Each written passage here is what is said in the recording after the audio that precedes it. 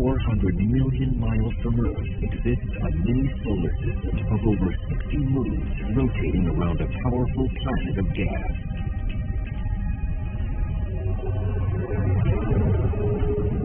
Its flowing colors and spots hold strange beauty, but contain violent storms and jet streams.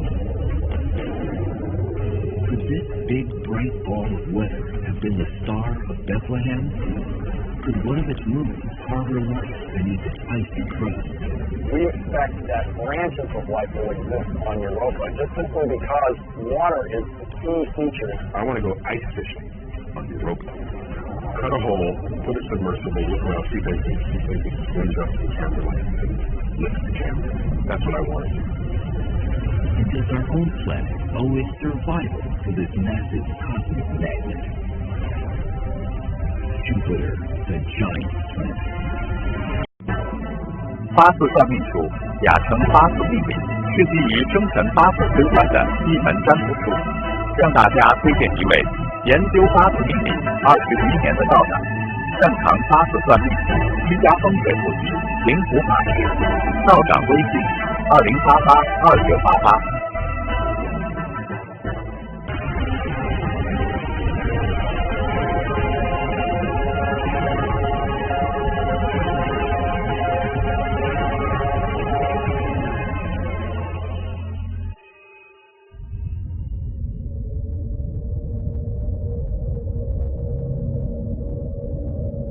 Jupiter is 500 million miles from the Sun, a giant sphere of intrigue. This churning ball of gas may look like an artist's rendering, but it's the real thing. Jupiter has the most exotic weather patterns we've ever seen in the solar system. Jupiter is 84% hydrogen and almost 14% helium, the two lightest and most abundant elements in the universe, rolled into a mammoth mass. This thing is 11 times the diameter of Earth, and you could take 1,000 Earths and stuff them inside Jupiter comfortably. Jupiter really is the lord of the solar system. You know, about 70% of the mass in all the planets is in Jupiter. If you're talking about planets, Jupiter is the big boy in the block, and it really does rule the roost. Jupiter is the largest planet in the solar system, visible to the naked eye. A day is only 9.9 hours long, and it takes 11.86 years to orbit the Sun. A 150-pound person would weigh 350 pounds on Jupiter.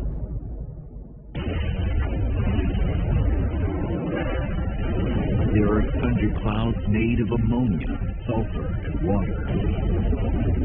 Exploring Jupiter would be NASA's most daring mission to date. It's a hostile place with temperature extremes from frigid to fiery.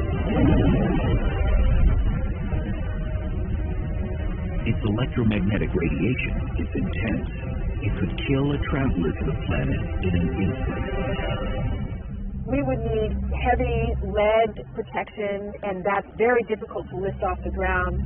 So we have some difficult engineering challenges to actually bring human beings to the planet Jupiter. Landing on Jupiter is not going to happen.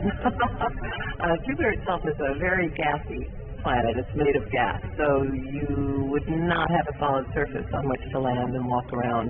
You would just keep descending through the clouds and then be eventually crushed by the pressure of Jupiter's atmosphere that make a human trip to Jupiter quite a challenge. But what if we could go there? Dr. Andrew Ingersoll is an authority on the planet. He takes us for a ride. You need a special kind of balloon because Jupiter's atmosphere is hydrogen. Hydrogen is the lightest gas. A helium balloon would sink. So the only thing that'll float in a cold hydrogen atmosphere is hot hydrogen. And so you need a hot air hydrogen balloon. For the past 10 years, NASA has been developing ultra-long duration balloons for robotic exploration. And as we all know, hydrogen is a tricky thing.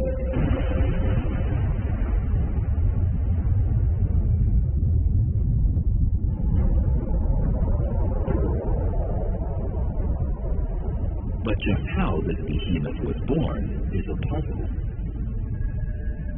The formation of Jupiter is the greatest mystery associated with the planet.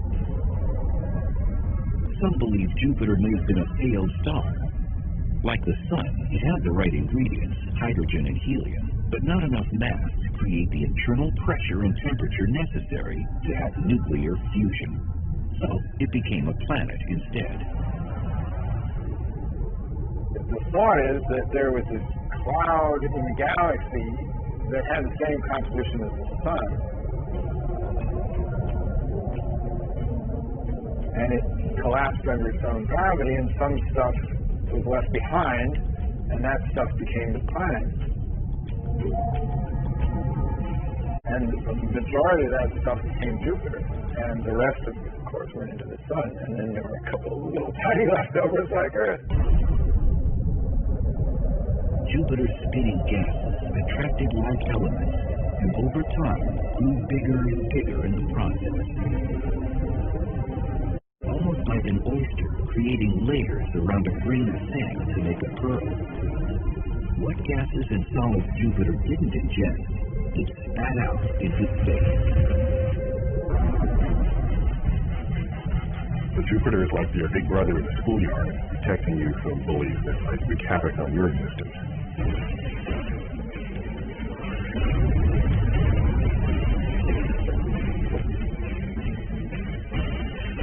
I tend to think of it as more of the cosmic frisbee guy.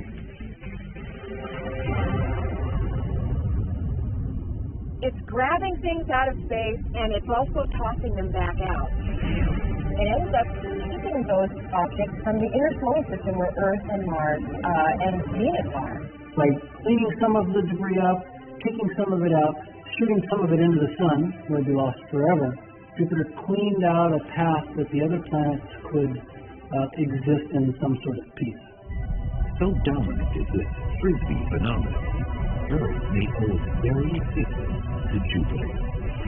It influences the courses of comets and even some meteors and asteroids, so that over the eons, the fact that Jupiter is there helps dictate what happens in the inner solar system.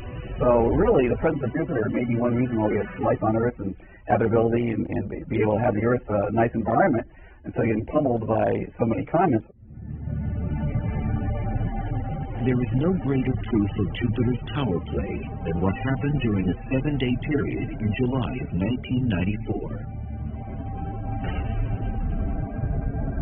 A comet called Shoemaker-Levy 9 barreled toward Jupiter. Once under Jupiter's influence, there was no going back.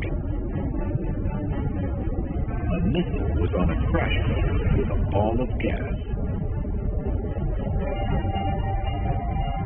Jupiter's gravitational pull was so great that it broke the comet into small pieces. It came in one at a time. These pieces assaulted the planet at a speed of 37 miles per second. When you have a missile going at supersonic speed, you get a shock. You can see the clouds of material being jetted up from beneath where it landed. One of the fireballs generated by the collision with Jupiter's atmosphere flared 1,800 miles into space.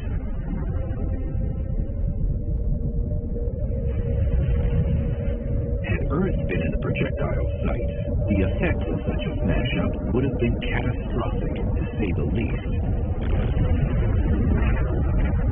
Similar to the event that wiped out the dinosaurs. The energy that were released in those fragments hitting was larger than, on the order of 10 or 20 times more powerful than the entire world arsenal of bombs. Take Jupiter out of the picture, bring this giant comet into the inner solar system. Where would it have gone? We have no idea. Might have crashed into Earth. If that comet had crashed into Earth, things would be a lot different around here.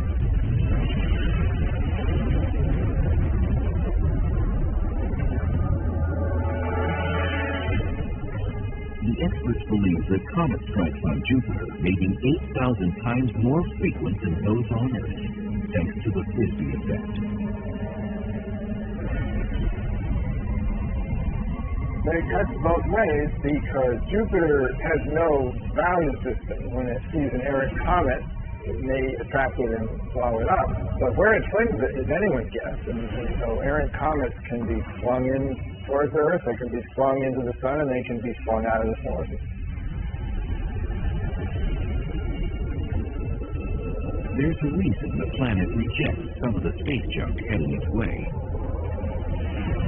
Jupiter, being the biggest object in the solar system, has the most gravity. And so other objects, little fleas that have their own trajectory flying by, are bent from where it would be towards Jupiter, and usually with an acceleration.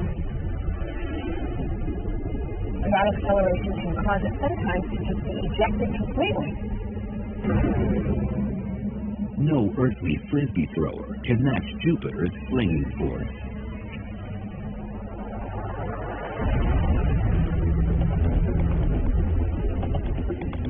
It is much faster than any bullet ever known. It rejects things at a rate of 30 miles per second.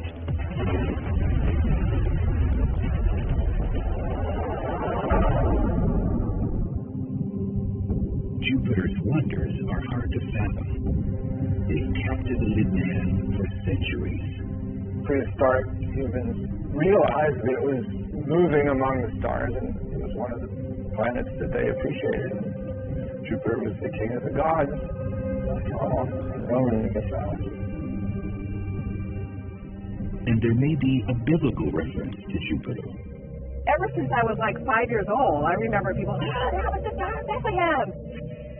And whether or not it really was, obviously we have no way of knowing. But it's not clear whether the star that was talked about is a single star or whether they meant an astronomical alignment of objects in the sky.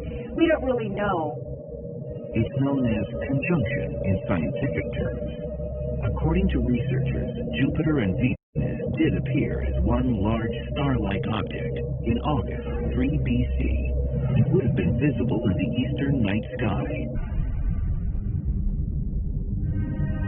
But it was Galileo, the father of modern astronomy, who made the first recorded sightings of the Jupiter system. In the early days of 1610, only about 18 months after the telescope was invented, he got his own telescope and he went to Jupiter.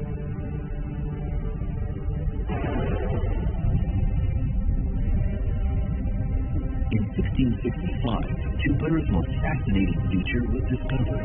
Its giant red eye was actually the eye of an enormous storm, unlike any experienced on Earth. This one has raged for at least 300 years.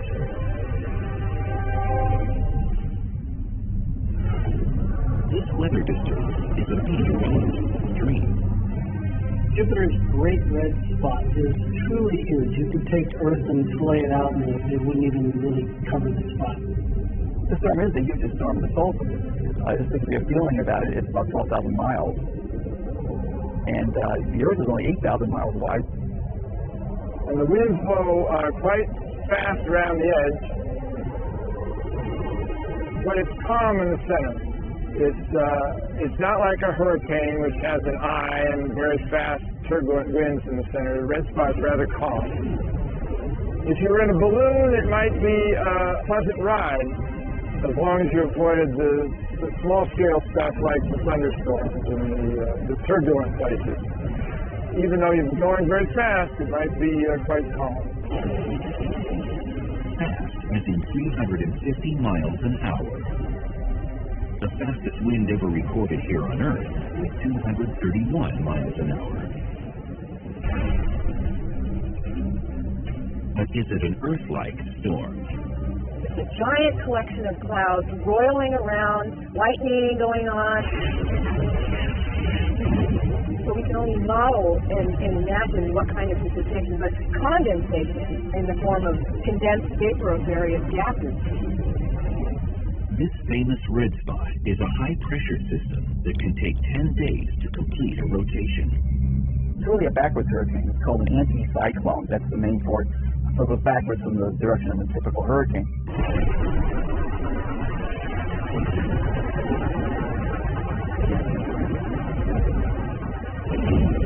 it's not the only curious thing. Hurricanes, as we know them, need water in order to form.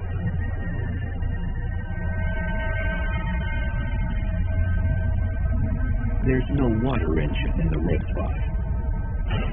This never-ending weather system is feeding on something else. But what?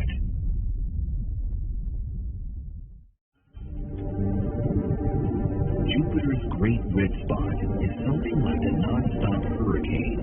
It's a colossal storm, complete with violent wind and lightning. Researchers would love to go running after it. Dr. Tim Galvin at the University of Louisville is in the hunt for similar phenomena here on Earth.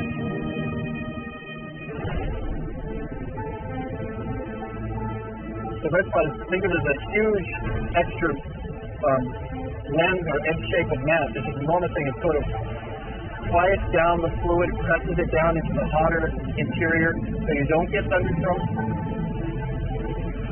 But if you go on the edge of the red spot, especially northwest, you get some of the most horrific thunderstorms you're going to find on the Jupiter. The spot doesn't have an eye, and it isn't fueled by water. There's no ocean over which it forms. What then keeps it going and going? I've always likened it, to my own view, like a mini volcano inside Jupiter. Actually, an atmospheric volcano. Dr. Baines believes that warmer gases rise from heat deep within the planet. While trying to escape, they create a vortex. Well, for some reason, I believe there's extra energy right there. But it's just a theory.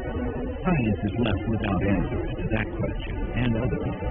Current theories cannot quite explain why the spot is so well formed and why it stays in one place.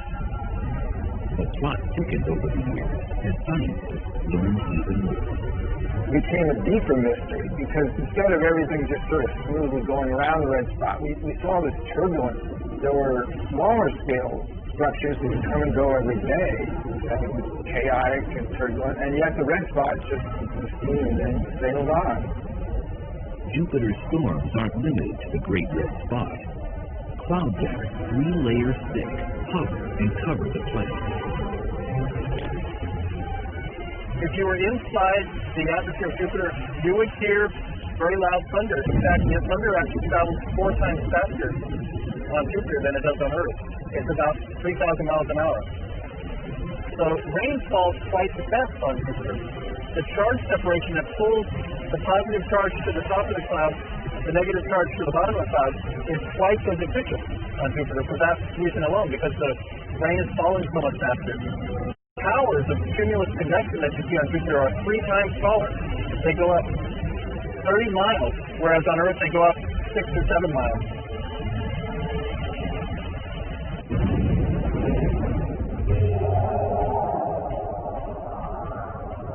It would be impossible to survive within the Great Red Spot with its 350-mile-an-hour winds. By comparison, Hurricane Wilma, which had the highest recorded winds of any earthly storm, slammed into the Yucatan Peninsula in 2005 with barely a breath, a 175-mile-an-hour blast. Our weather is simple. Jupiter's is complex. Now, on Jupiter, you just basically have one storm system sort of stacked on another, with lots and lots of room. Basically, these are the storms in their natural state. These storms move relentlessly within Jupiter's other distinct feature, streams of fierce jets that continually circle the planet. Scientists are only beginning to understand what they are and where they come from. There's a massive eastward flow of material, and that means material's flowing more than 1.5 football fields per second. That's really moving. You don't want to be in that. 29 other belts and zones of varying widths extend outward from there. They are what give Jupiter its characteristic appearance. They move in alternating directions, some eastward, some westward. They're much smaller scale, the high latitude jets, than the equatorial ones. As far as in comparison to Earth, these are massive, super fast, high-speed winds, and yet they're just going back and forth. The planet's rotation rate has something to do with it. Jupiter generates a lot of energy because it really moves. So the very nature of the spinning causes Jupiter to not just have one jet stream, but many jet streams going in opposite directions along the planet. And so you can see these zones. So what you have is an exaggerated version of Earth's basic weather pattern.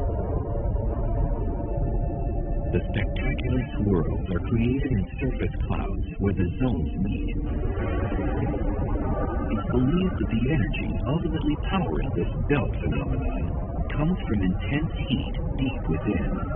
It's not unlike something we see every day. While boiled hot water on the stove, it'll start bubbling, and bubbles come up from the bottom and trying to get out, trying to circulate that water that currents around. So same thing inside Jupiter. We have gases and liquids down there trying to get the heat out. There are basic questions, basic pieces of physics to go after to explain massive jets. Shouldn't we be able to explain that? Earth has just one primary jet stream. It moves eastward, and another major flow that blows westward, the trade winds. Triple that power, and you've got the jet streams of Jupiter. Totally different from Earth. And yet, I should be careful, not totally different from Earth, just Earth on steroids.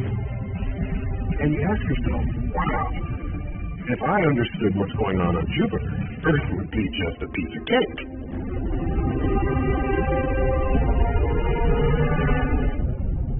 Jupiter's mysteries aren't limited to the planet itself. Some of its most intriguing elements are circling around it. Jupiter's got several dozen moons that are big enough to be seen. It's probably got a lot more that are too small to be seen with current technology, and no doubt in coming years more will be discovered.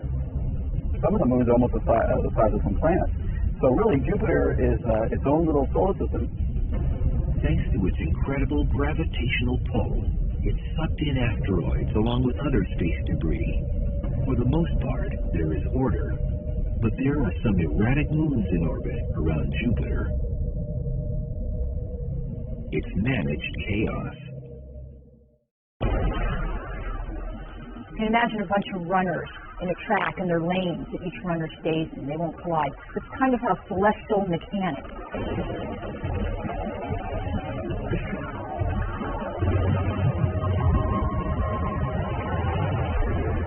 Each moon holds its own fascination.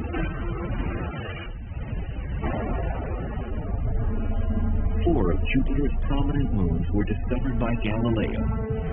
He first observed that they revolved around the planet. They are named for Jupiter, the god Lovelace.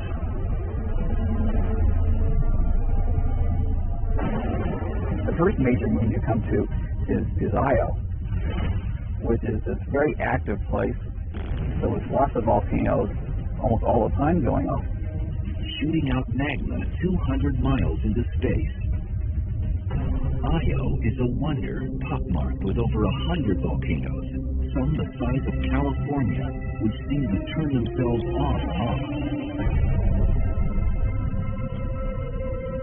Ganymede is the largest moon in our solar system, 5 times the size of Earth's moon. Callisto is the most heavily cratered. It has clearly taken a beating in its lifetime. Then there's Europa, the ice queen to Jupiter's king. No one knows its makeup for sure. It looks like a cracked bone. It really looks like the whole thing had liquid water on it at some time. It froze and it cracked. And we believe that these patterns are due to tidal forces that crack it. As alien as Europa seems, it is smooth and glassy in some spots, hilly in others. In fact, it is remarkably similar to one of Earth's frozen wonderlands. There is a lake in Antarctica called Lake Vostok that scientists think is an analogy to what we see in Europa.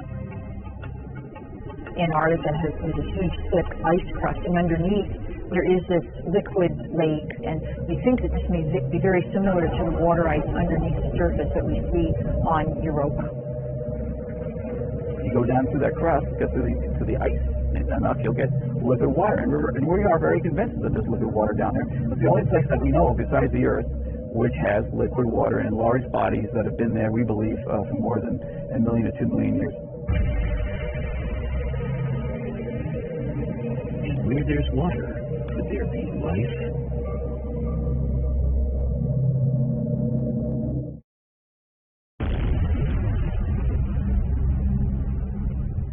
Jupiter's moon Europa is bursting with secrets. It may even have warm thermal vents deep below its frozen crust.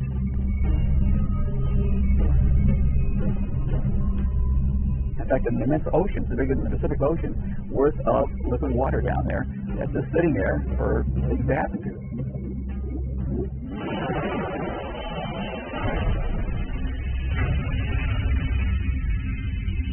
The presence of water means one thing.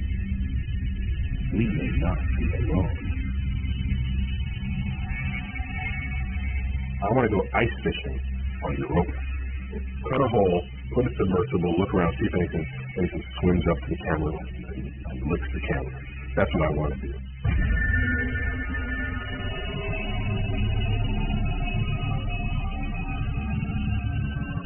One scientist is planning just such a fishing trip.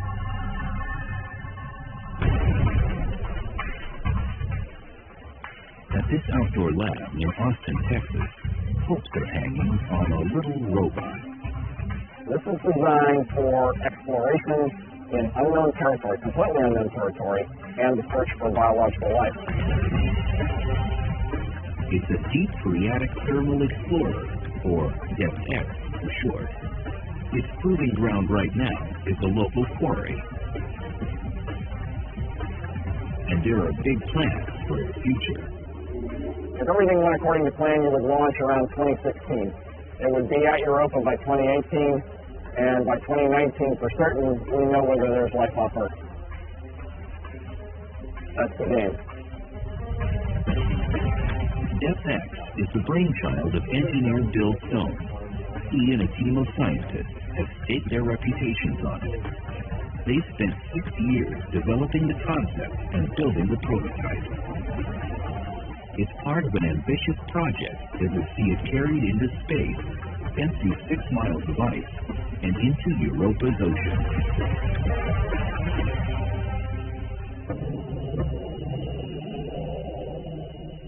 To divide it down into all the various vehicles, you have a parent vehicle which takes you to orbit around the moon Europa.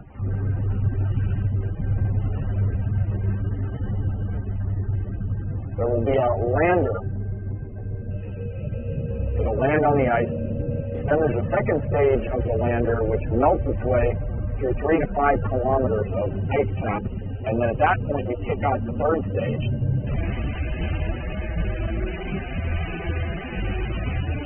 You need a fast-moving device that would be sort of torpedo-shaped, most likely nuclear propelled, and that would drive for thousands of kilometers around the central ocean of Europa.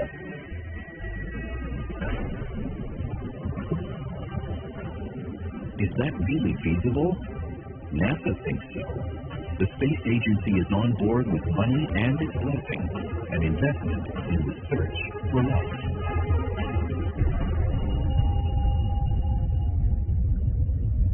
If life exists on Jupiter's moon Europa, could it walk, talk, or fly?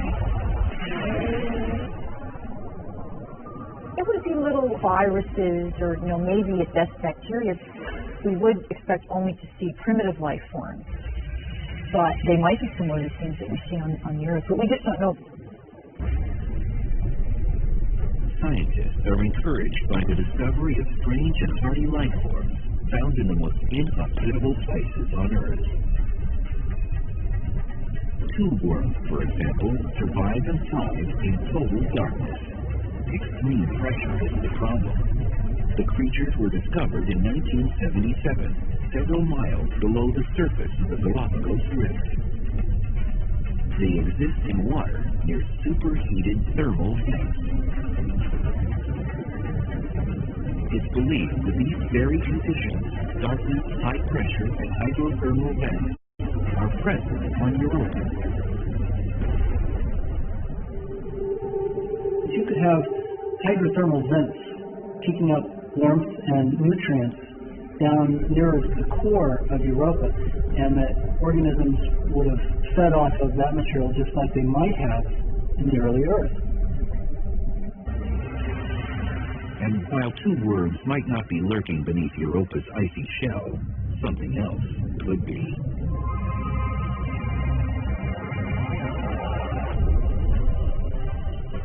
It's microbial life that's the bulk of life on Earth.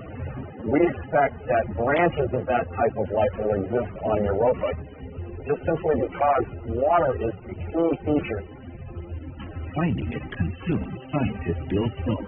His DepthX may answer a question that excites seekers of knowledge. And we have the robot behavior look for signs of life and then try to collect a sample based on what it's sensing. Stone's baby is in its infancy. At the same time, it is futuristic and advanced. It's a high-tech toy like no other that might show our world what another is all about.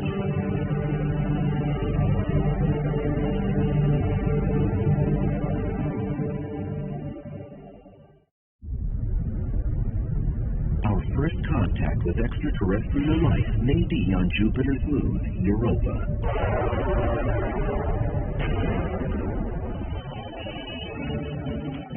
The DepthX robot, or more accurately, Hydrobot, is being designed to ultimately think, move, and explore without help from man.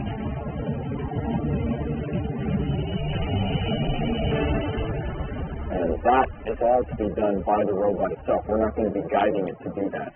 That's going to be a big step forward in what we would call robot science autonomy. It's a real-life HAL, the star of a new space odyssey. Where it's literally hit a button and let it dive below the surface, and we won't see it again until it tells us what's down there.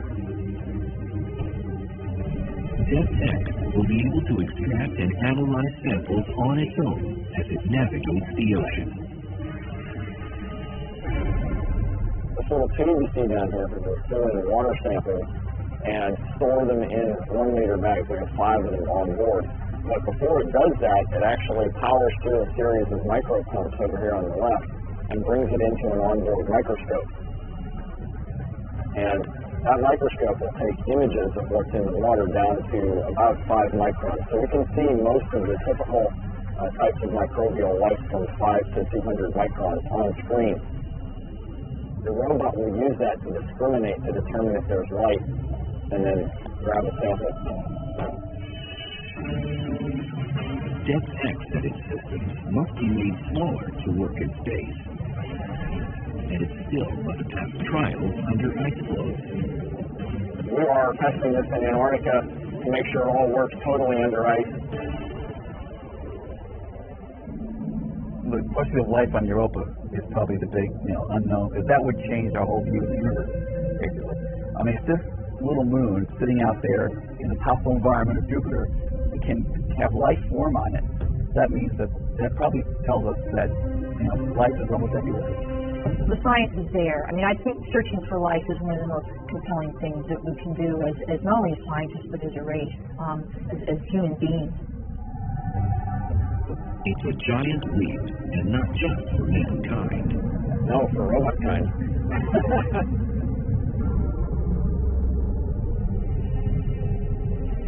Of all Jupiter's imposing features, none is more impressive than the one you cannot see. It's bigger by far than the Great Red Spot, more dynamic than the bands of jet streams, and as lethal as any killer known to man. You have one of the most powerful radiation environments in the solar system, aside from the sun. The magnetic field of Jupiter is the largest entity, I believe, in the solar system. It is a bubble 450 million miles long, buzzing with electrically charged particles. It's Jupiter's magnetosphere.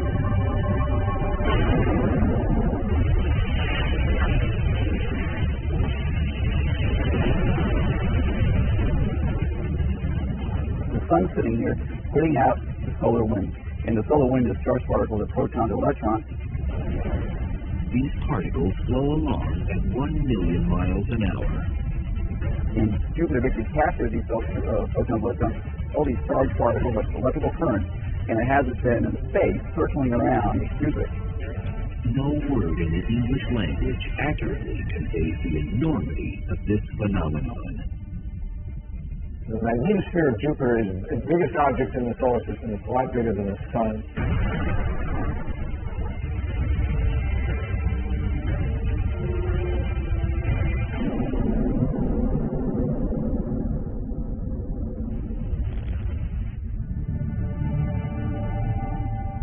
Comparisons are the best measure of this mega mighty wonder.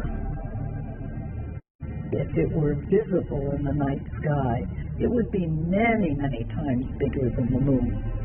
It's enormous, even though it's 5 times as far away from Earth as the sun is. It still would look immense in the night sky. If visible, it would take a familiar form, a windsock.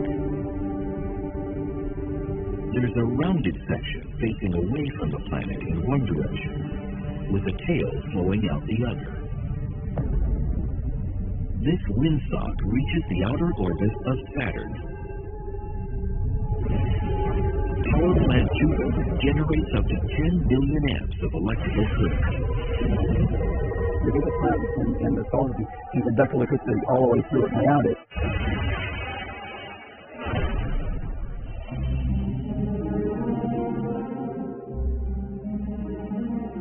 This conductivity creates a phenomenon we can see when the excited charged particles escape.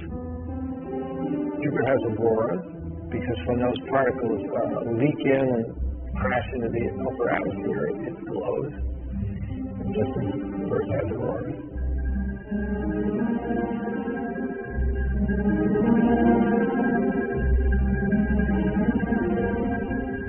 These ghostly auroras are 1,000 times more powerful than Earth's northern and southern lights. They measure up to 1,200 miles across. If you could stand under them, they'd fill the entire sky, moving at lightning speed, 10,000 miles an hour. Jupiter's magnetic field is a monster, and it roars. In fact, it's speaking to us right now.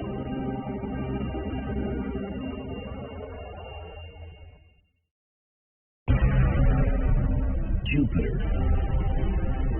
the giant of the solar system, has something to say if you're listening.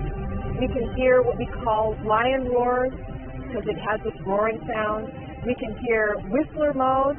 We can hear hits and whistles that are going doo, doo, doo. And these are all indications of dynamic things that are happening in the magnetosphere now. If you find yourself driving on a dark desert highway, your AM radio might just tune in to the strange sounds of Jupiter's magnetosphere.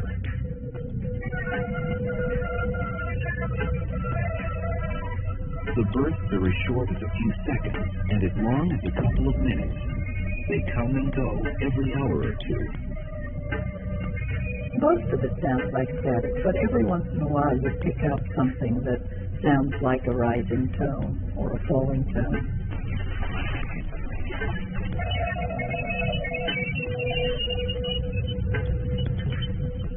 Some listeners have described audio spasms that sound like woodpeckers or waves crashing on the beach. The noise is disturbing.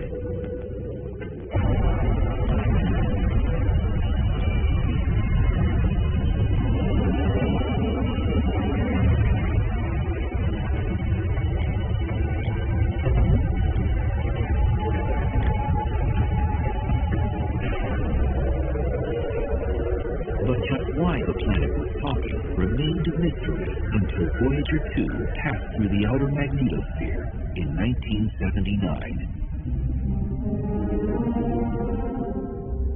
Nobody really understood for a long time how those signals were generated. So that was one of the things that was on my mind when I got interested in Jupiter. What in the world was going on with these radio emissions?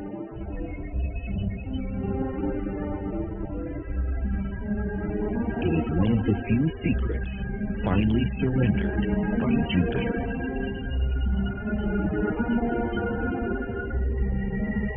And that answered some questions, but it raised new ones. And I think that's the way it should be. If you don't have questions, it gets kind of boring and dull. So I think that the fact that planets don't give up their secrets easily, or the universe doesn't, that's part of the game. That's what makes it interesting. Jupiter keeps astounding and confounding scientists. One surprise came in 1979 when it was discovered that Jupiter has a ring. It's nothing on the order of Saturn. Still, it's another feature that fascinates. All of the giant planets have rings, probably left over from when the planets formed. And the moons coagulated out of the gas that was there, and then it could be a failed moon. So Jupiter's ring comes from material being knocked off of one of the interior moons. So it's dust that's collected from material that's coming in from outside moons. The ring is slowly growing as new material flows into it. And there's a whole other side of the planet that remains a mystery. Why do these storm spots keep forming? There's the dark spot, for example. Glimpses of it were first spied in 1997. It appeared to be a huge, ominous cloud, twice the size of Earth, hovering above Jupiter's North Pole. There's a host of other spots, too. There are other sort of smaller cousins that have come and gone. There were three ovals about half a third the size of the red spot. And they sort of occupy the same latitude band in the southern hemisphere. And they've been around since the 1930s. And amateur astronomers saw them form. And they were around till the late 90s. And two of them merged with each other. And then the main two merged, and now there's one. And it keeps transforming. It turned red about 6 months ago, and now we're calling it the little red spot because it turns color. Now, why did it turn color is a big question. So there's chemistry going on, or some type of exodynamics going on that just kicked in, and we need to start studying that.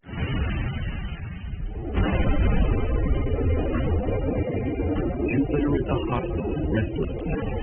The giant gaseous body and violent storms make it one of the most alien objects in the solar system.